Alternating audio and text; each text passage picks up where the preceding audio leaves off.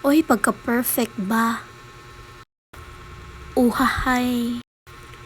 So, karon nga video is ako ang i-flex ang akong ipalit or ako ang gi-order sa TikTok nga LED fashion lights for motor para nindot po tan-awon na akong motor no masking ingon adto na to pero ay day dako na tong tabang sa ako ah. So, kani siya is gipalit rin nako siya og 84 pesos for duha ka buok. So, very affordable ra gyud kaayo no.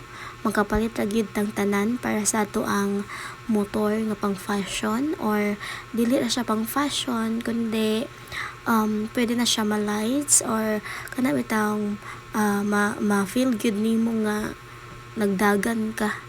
No, naiuban mo nga hinay na kayo tagsuga. So, magpalaban ta ani. Mangon ani ba? So, atong isampulan ha. So, mo ni ang iyang siga atong sampulan. Nga na siya. Daghan na siya kapilian. Dili lang kana. So, pwede nimo na siya i-next.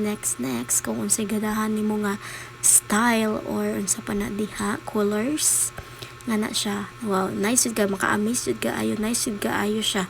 Makanindot sa motor. Maka-happy sa dughan. So, di ba?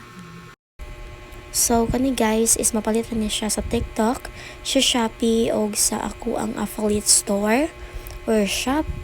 And you can click the yellow basket and also the sa pana diha igna lang ko or PM lang ko kay pwede pug ako ray mo order and then ako mo hatag ninyo para wala nay kuskus balungos balag ako yung ma-stress.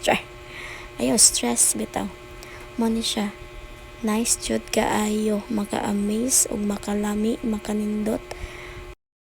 Og huy, unsa pa may inyong lugayan. Dali na, mamalit na ta aron choy-choy na inyong motor diha.